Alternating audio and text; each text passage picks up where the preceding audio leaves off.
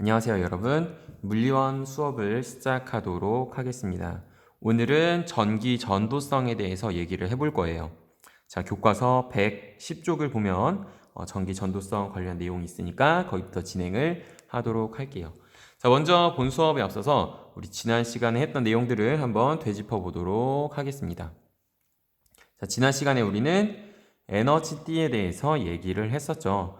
자, 물질을 이루고 있는 원자가 저장할 수 있는, 즉 원자 안에 있는 전자가 가질 수 있는 에너지가 불연속적이다 라고 했어요. 그래서 이 전자가 놓일 수 있는 궤도가 정해져 있으며 그 궤도에 따라서 전자가 갖는 에너지가 결정이 되었었죠. 자, 근데 이렇게 원자들이 무수히 많이 모인 고체의 경우에는 에너지띠 형태가 조금 바뀌었어요. 자, 하나의 띠가 모여서 전자들끼리 좀 넓은 영역으로 퍼지게 됐었고, 그래서 교과서 108쪽 밑에 나온 것처럼 어떤 전자가 놓일 수 있는 궤도가 일부분의 영역이 되는 하나의 띠 형태가 만들어졌었죠. 그래서 우리가 그것을 고체의 에너지띠라고 얘기했으며, 자, 어떤 고체를 우리가 쿨링시켜서 아주 낮은 온도로 차갑게 냉각시켰을 때 가장 바깥에 있는 전자가 꽉 차 있을 때 전자가 가장 바깥쪽에 놓여 있는 그 띠를 원자가띠라고 했으며, 자, 원자가띠보다 위쪽에 놓인 하나의 띠, 즉 전자가 자유롭게 이동할 수 있는 그 에너지 띠를 우리는 전도띠라고 했어요.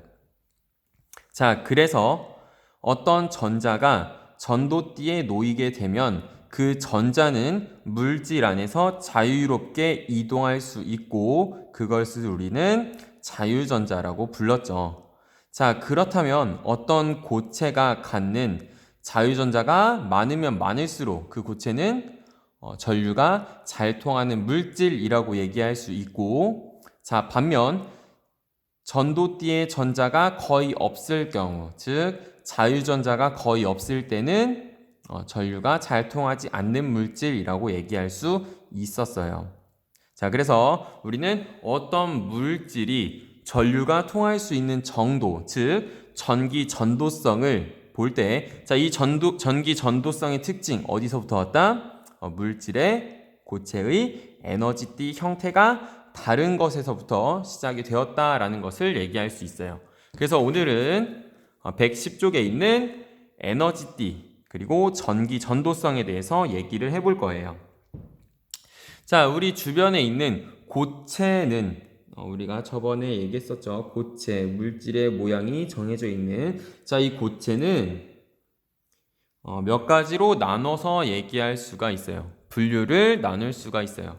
자, 먼저 지금 오늘 다루고 있는 전기 전도성을 기준으로 우리 고체를 총 3가지 정도로 나눌 수가 있어요.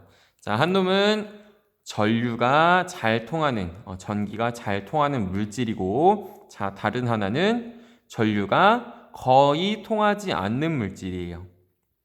자, 그리고 세 번째는 평소엔 전류가 잘 통하지 않는데 내가 아주 적은 양의 에너지만 공급해주면 전류가 잘 통하게 되는 물질, 이 3가지가 있어요. 자, 먼저 첫 번째로 얘기했던 전류가 잘 통하는 물질 뭐라고 할까요? 네, 우리는 도체라고 하죠. 도체. 자, 두 번째로 전류가 거의 통하지 않는 물질 뭐라고 할까요? 맞아요. 부도체예요. 부도체. 자, 이 부도체는 같은 말로 절연체라고도 합니다. 절연체. 자, 세 번째로 평소에는 전류가 잘 통하지 않는데 우리가 에너지만 조금 공급해주면 전류가 잘 통하는 물질 뭘까요? 반도체입니다. 자, 그래서 우리는 고체라고 하는 놈을 전기 전도성을 기준으로 분류했을 때 총 3가지 분류로 나눌 수가 있어요. 도체, 부도체 또는 절연체, 그리고 반도체. 자, 그렇다면 이 전기 전도성의 차이, 아까 앞에서 얘기했듯이 어디서부터 출발했을 것이다? 고체의 에너지띠 형태가 다른 것에서부터 출발했을 것이다 라는 것이죠. 그래서 자, 먼저 첫 번째, 우리 도체의 에너지띠가 어떤 식으로 생겼는지 한번 살펴봅시다.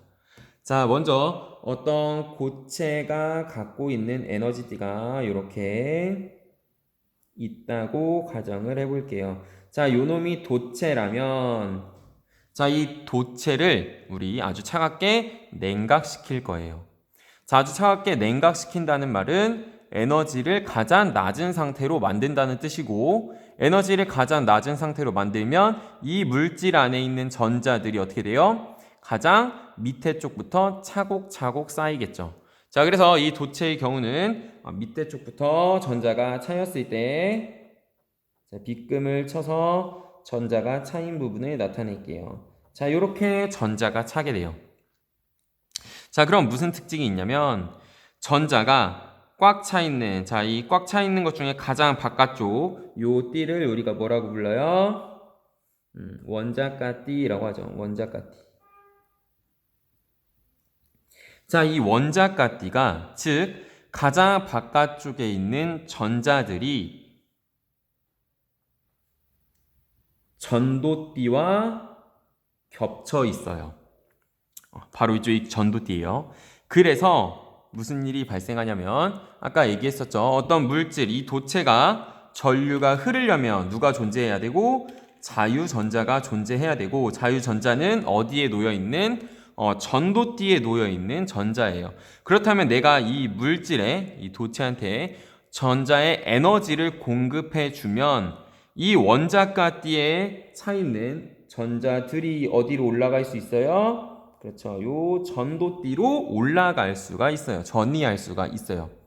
자, 이렇게 밑에 있던 원자가띠에 있던 전자들 일부분이 전도띠 바로 위로 조금만 올라가면 바로 전도띠죠. 아주 적은 양의 에너지를 갖고도 이 전도띠에 놓일 수 있고, 그 결과 요놈들이 다 자유전자가 되기 때문에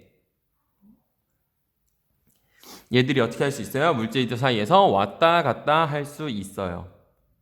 자, 정리하면 도체라는 놈은 전도띠와 원자가띠가 겹쳐있는 형태라서, 바로 위쪽이라 겹쳐있는 형태라서 원자가띠에 있는 전자들이 아주 적은 양의 에너지만 흡수해도 어디에 많이 놓일 수 있고 전도띠에 많이 놓일 수 있고, 많아진 이 자유전자들이 이동하면서 전류가 흐른다라고 얘기할 수 있겠죠.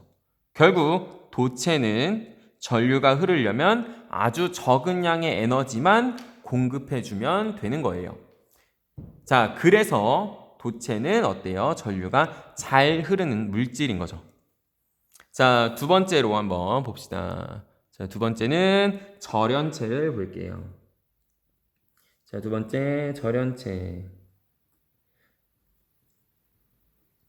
자, 절연체의 에너지띠를 살펴보면 어떤 식으로 되어 있냐면, 자, 먼저 도체 위안, 자, 여기 전도띠가 있으면 전자가 차 있는 가장 바깥쪽 에너지띠인 원자가띠가 이렇게 전도띠보다 좀 많이 밑에 쪽에 존재하게 돼요. 자, 이 놈이 바로 뭐야? 원자가띠예요. 원자가띠. 자, 그렇다면 우리가 이 절연체한테 에너지를 공급해서 이 절연체에 자유전자가 생기려면, 즉 전류가 흐르려면, 자, 여기 원자가띠에 있는 전자가, 여기 전자가 에너지를 공급받아서 어디에 올라가야 돼요? 그렇죠. 여기 전도띠까지 올라가야 돼요. 그래서 원자가띠에 있는 전자가 이 에너지, 이 텀만큼, 이 차이만큼의 에너지를 흡수해서 전도띠에 놓여야만 전류가 흐를 수가 있어요. 자, 그래서 형태를 보니까 전도띠와 원자가띠 사이가 어때요? 띠틈이 굉장히 넓어요. 그 말은 이 에너지 차이만큼의 에너지가 공급되어야만 자유전자가 생길 수 있고, 그 자유전자 덕분에 전류가 흐를 수 있다라는 말이죠.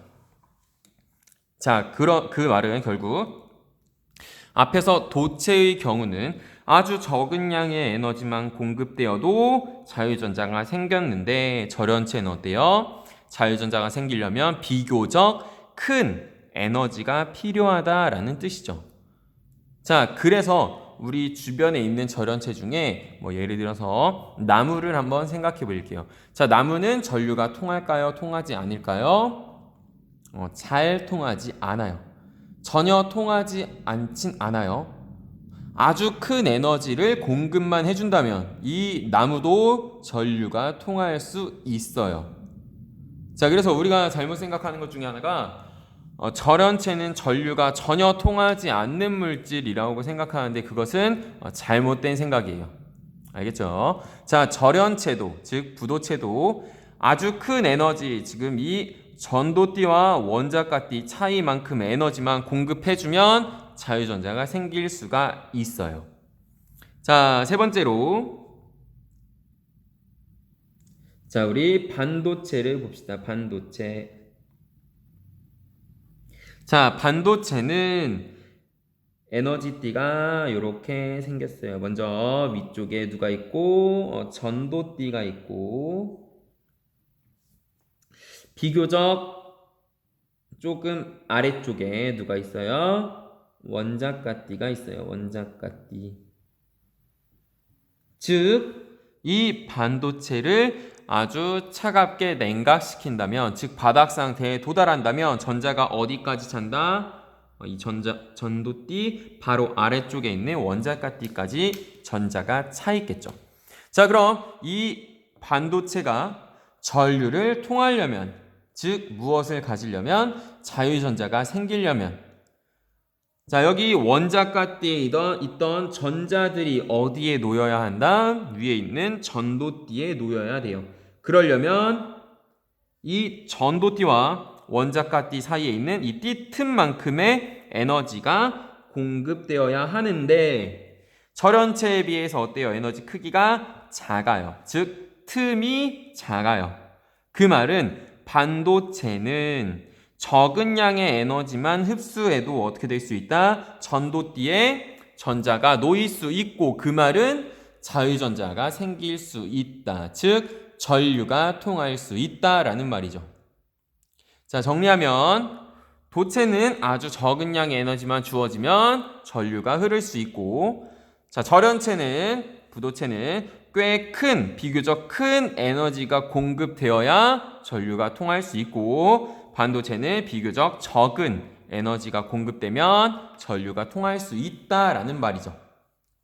자, 그래서 이렇게 어떤 고체의 전기 전도성의 차이는 우리가 지금 보고 있는 이 에너지띠의 형태가 다르기 때문에 이 형태 차이로부터 발생한다라고 얘기를 할 수 있는 거예요.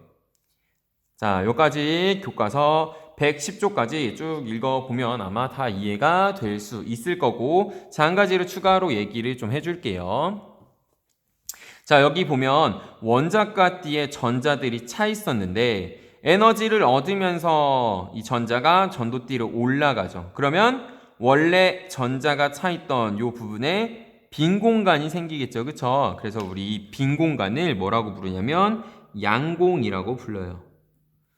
마찬가지로 여기서도 도체에서도 전자 하나가 전도띠로 올라가면서 자유전자가 되면 아래쪽에 뭐가 생기고 빈 공간이 생기고, 이 빈 공간 똑같이 뭐라고 부른다? 양공이라고 불러요. 자, 요놈도 마찬가지로 전자가 올라간 빈 공간 우리가 양공이라고 불러요. 알겠죠? 양공, 즉 전자가 원래 있었는데 어떻게 된 따로 빠져서 비어진 그 빈 영역을 양공이라고 해요. 그래서 우리가 다음 시간에 이제 반도체에 대해서 얘기를 해볼 건데 그때 이 양공에 대해서 얘기가 추가적으로 나오니까 지금은 이 정도만 알고 있으면 됩니다. 자, 마지막으로 교과서 111쪽에 있는 자료실 초전도체라는 내용이 있죠. 자, 그 부분을 한번 얘기를 좀 해볼게요. 자, 초전도체.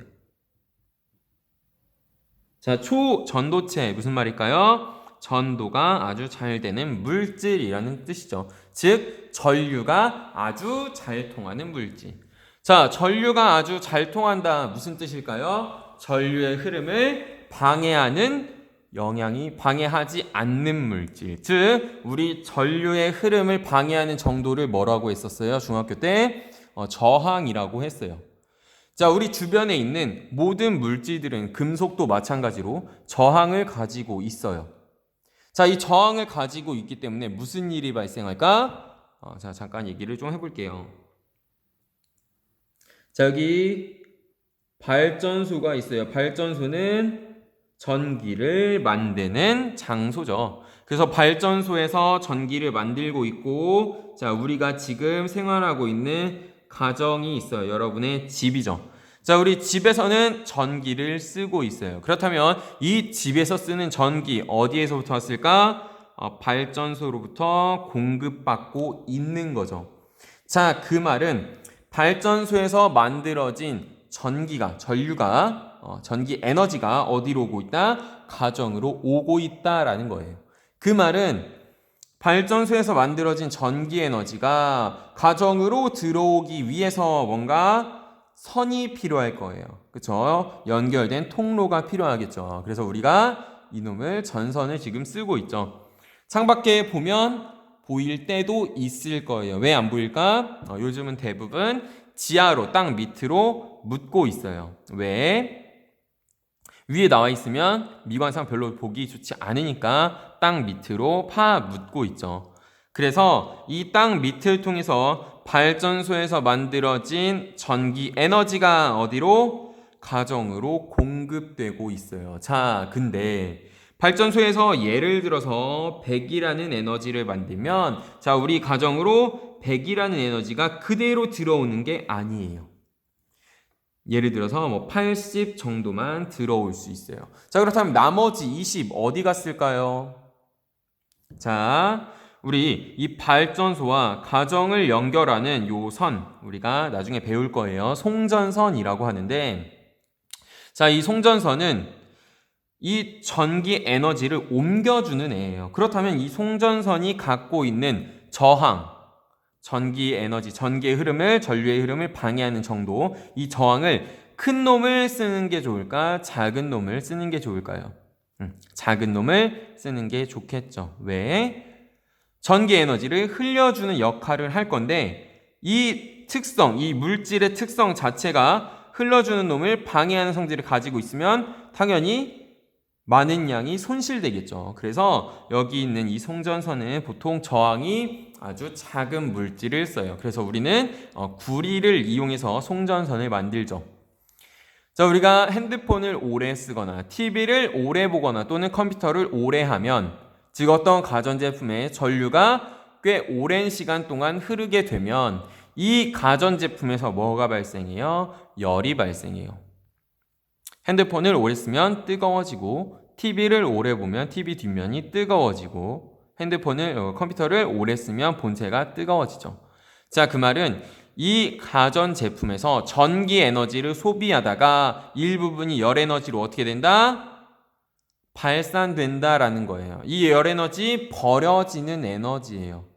자, 이 열 에너지는 가전제품 안에 고체가 뭐를 가지고 있기 때문에 바로 저항을 가지고 있기 때문에 발생하는 것들이에요. 그 말은, 자, 여기 발전소에서 만들어진 전기 에너지가 가정으로 공급되는 이 송전선도 결국 뭐를 가지고 있어요? 저항을 가지고 있어요. 물론 작으면 작을수록 좋겠죠. 자, 그 이유로 이 송전선이 저항을 가지고 있기 때문에 전기 에너지가 옮겨지는 과정에서 일부분이 어떻게 돼요? 열 에너지로 버려져요.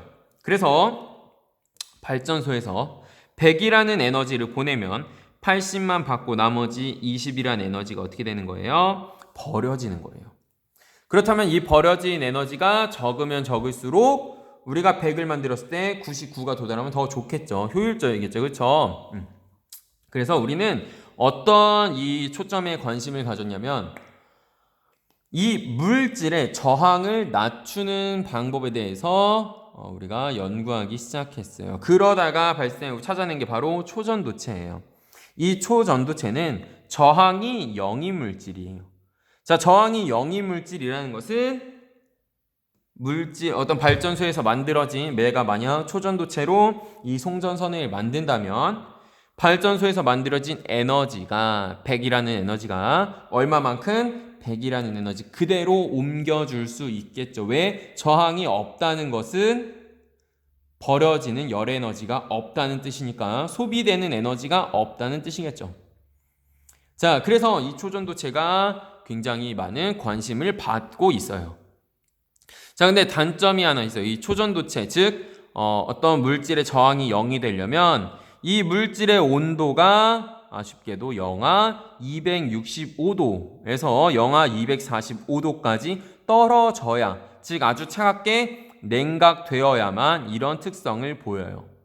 그렇다면 우리가 만약에 얘를 가지고 이 송전선을 쓴다면, 우리 지금 밖에 있는 송전선을 초전도체로 한다면 얘들을 매번 냉각시켜서 영하 265도, 245도를 유지해야 돼요. 그러려면 어때요? 돈이 굉장히 많이 들겠죠. 그래서 이런 경제적 이유로 아직은 초전도체를 송전선에 쓰고 있진 않아요. 단지 우리가 의료기관이나 이런 데서 가끔 쓰는 경우가 있겠죠. 자, 그러면 우리 교과서 111쪽에 보면 초전도체의 그림을 보면 지금 어떤 게 둥둥 떠 있는 그림이 보이죠? 자, 이게 어떤 건지 상황을 좀 설명을 해줄게요. 자, 먼저 밑에 쪽에 커다란 자석을 하나 놓을 거예요. 자, 이렇게. 자, 커다란 자석을 놓고, 자, 위에 이제 초전도체로 된 이렇게 원통형으로 생긴 초전도체를 가지고 올 거예요. 얘를 잡아서 이렇게 가지고 쭉 와요. 어디까지? 자석 근처까지. 자, 얘를 쭉 가지고 오면, 자, 이건 나중에 배울 건데, 저런 게 있구나만 생각하세요. 자, 얘를 쭉 가지고 오면, 요 금속의 초전도체의 이 자석 때문에 어떤 자기장의 변화가 생기고, 그 결과 여기에 뭐가 만들어져요? 전류가 만들어져요. 잠깐만. 저렇게 전류가 만들어져요. 이 안에서 전류가 이렇게 뱅글뱅글뱅글 얘를 돌아요. 이렇게 뱅글뱅글뱅글. 자, 일반적인 금속이면 이 금속 자체가 가지고 있는 저항 때문에 이때 만들어진 전류가 잠시 뒤엔 사라져야 되는데, 이 초전도체는 어떻게 돼요? 계속 전류가 유지돼요. 그래서 이 자체에서 전류가 계속 뱅글뱅글뱅글 돌면서 이 주변에 요 놈이 자기장을 만들어내요. 그래서 아래쪽이 N극, 위에 쪽이 S극이 되면서 이 초전도체를 자석 주변에 가져가면 요 놈이 계속 둥둥 떠있게 되는 거예요. 자, 만약 얘가 일반적인 물체라면, 일반적인 금속이라면 어떻게 될까요? 잠깐 밀어내다가 밑에 그냥 툭 떨어질 건데, 자, 얘는 안에서 전류가 사라지지 않기 때문에, 저항이 없어서 계속 남아있기 때문에 이 자석 위에서 계속 둥둥 떠있게 된다라는 거죠. 그래서 그런 그림이 나와 있는 거예요. 자, 그럼 우리 아까 얘기했듯이 이 초전도체 어디에 일상에서 쓰고 있냐면 보통 강한 자기장을 만들 때 써요. 자, 우리가 의료기관 중에, 의료시설 중에 하나 예를 들어보면 우리 MRI라고 하는 것이 있어요. 그렇죠? 나중에 좀 배울 건데, MRI는 우리 인체에 아주 강한 자기장을 통과시켜주면서 우리 몸 내부를 관찰하는 거예요. 자, 그래서 이 MRI 기계가 강한 자기장을 만들어야 하는데, 강한 자기장을 만들려면 그 물질에 아주 강한 전류가 흘러야 돼요. 자, 강한 전류가 흘러야 되려면 이 물질의 저항이 어때야 될까요? 아주 작아야겠죠. 그래서 초전도체를 이용해서 강한 자기장을 만들어낼 수 있어서 MRI에는 이 초전도체가 들어가게 돼요. 자, 그래서 이렇게 다양한 분야에 쓰고 있고, 자세한 내용은 우리가 다음에 또 배울 거예요. 근데 일단은 초전도체가 저런 원리구나 정도를 알고 있으면 될 것 같아요. 자, 알겠죠? 자, 고생했고, 우리 다음 시간에는 뒤쪽에 있는 이제 반도체 내용을 좀 다루도록 합시다. 자, 고생했어요. 다음에 봅시다.